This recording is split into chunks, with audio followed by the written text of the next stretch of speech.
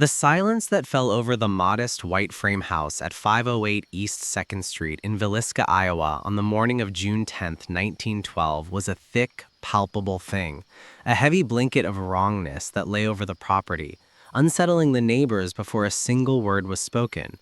It was a Monday, and the Moore family had missed church the day before, an anomaly for the devout and well-regarded Josiah Moore, a successful local businessman. The chickens in the coop out back were unfed and clamorous. The family's horse and cow were similarly neglected. The house itself, usually a hub of activity with its 4 children, stood eerily still, its curtains drawn tight. When concerned neighbors, led by Mary Peckham from across the street, finally worked up the nerve to investigate, their knocks went unanswered. Finding the back door unlocked, they ventured into the dim interior, a journey that would lead them into the heart of one of the most chilling and enduring unsolved mysteries in American history. What they discovered was a scene of such brutal, intimate violence that it would sear the name Villisca into the national consciousness as a synonym for unspeakable horror. In the front master bedroom, they found the bodies of Josiah B. Moore, aged 43, and his wife, Sarah, aged 39, bludgeoned to death in their bed. Josiah's head was so brutally smashed that his features were nearly obliterated. In the 3 other small bedrooms, the couple's 4 children, Herman, 11, Catherine, 10, Boyd, 7, and Paul, 5, lay dead in their beds, their small skulls crushed with the same savage force. The killer had not been in a hurry. The violence was methodical, thorough, and absolute. Adding a further layer of macabre mystery, the faces of all the victims and the mirrors in the home had been covered with clothing or blankets, as if the murderer could not bear the sight of his own work or the reflection of his own soul. The murder weapon, a heavy axe belonging to Josiah Moore, was found leaning against the wall in the room where the 2 more girls, Lena and Ina Stillinger, aged 12 and 8, who had been staying overnight after the children's Sunday school program, were also slain. The head of the axe was caked with blood and hair, and a piece of the blade was missing, later found embedded in the ceiling of one of the children's rooms. The investigation that followed was immediate and massive, but fatally compromised from the outset. The crime scene, a treasure trove of potential evidence, was not secured. In the hours and days after the discovery, a river of townspeople, the morbidly curious, and officials traipsed through the house, touching everything, contaminating any potential fingerprints, and carrying away ghastly souvenirs.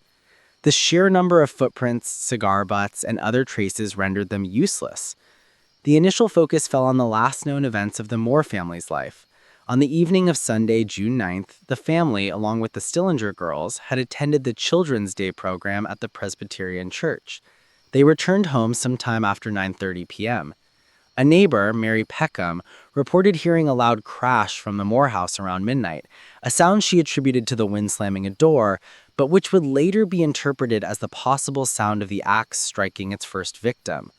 The killer had entered the home after the family was asleep, methodically moving from room to room, extinguishing lives with a terrifying silent efficiency, and then, it seemed, had waited, perhaps for hours in the attic, before slipping away into the pre-dawn darkness, leaving behind a house of death and a mystery that would consume and divide the small town for decades. The first major suspect to emerge was a man named William Blackie Mansfield, a transient with a violent temper and a history of axe-related violence, including the murder of his own father and an attack on his girlfriend and her family in Illinois just weeks after the Villisca murders.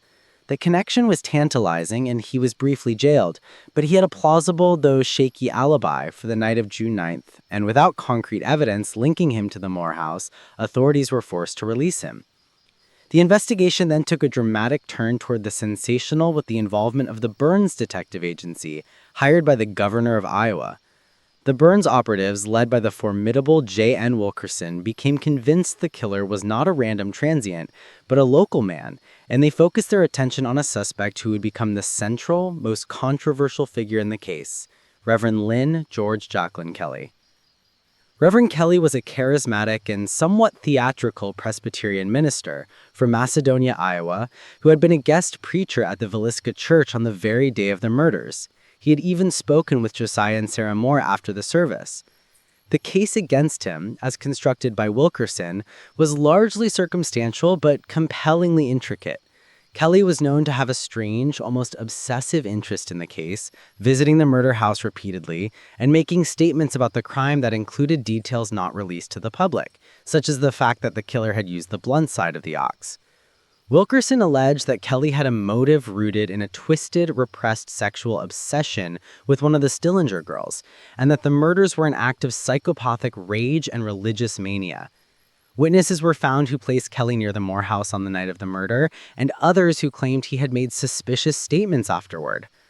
Kelly was arrested and stood trial in 1917, but the case against him, built on the testimony of witnesses whose credibility was aggressively dismantled by the defense, completely collapsed.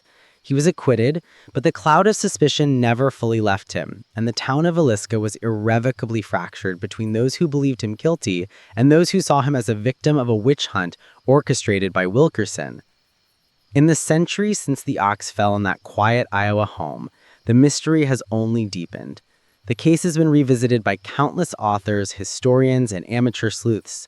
Modern forensic techniques, including DNA analysis on items from the scene, have proven inconclusive, the evidence too degraded and contaminated by time and the initial mishandling. The primary suspects, the transient Mansfield, the Reverend Kelly, and an alleged serial killer named Henry Lee Moore, who was active in the Midwest at the time and used an ox in similar home invasion murders, all present compelling yet fatally flawed narratives. William Mansfield was eventually convicted and executed for the murder of his girlfriend, but never for Villisca. Henry Lee Moore was convicted of 2 other ox murders, but denied any involvement in Villisca until the time he died. The case of Reverend Kelly remains the most complex, a tangled web of circumstantial evidence, questionable testimony, and small-town prejudice. Today, the Villisca Axe Murder House still stands, preserved as a museum and a haunting monument to the 8 lives lost. It is a place of pilgrimage for the curious and the paranormal investigators who believe the terror of that night left an indelible stain on the very walls. The true identity of the killer, however, remains as shrouded as the victims' faces were on that June morning. He was a phantom who moved through the darkness, executed his gruesome task with chilling precision, and then, it seemed, had waited, perhaps for hours in the attic, before slipping away into the pre-dawn darkness, leaving behind a house of death and a mystery that has consumed and divided the small town for over 100 years. The silence of Villisca is not an empty one. It is a silence filled with the weight of an unspeakable act and the ghost of a truth that died with Josiah, Sarah, Herman, Catherine, Boyd, Paul, Lena, and Ina.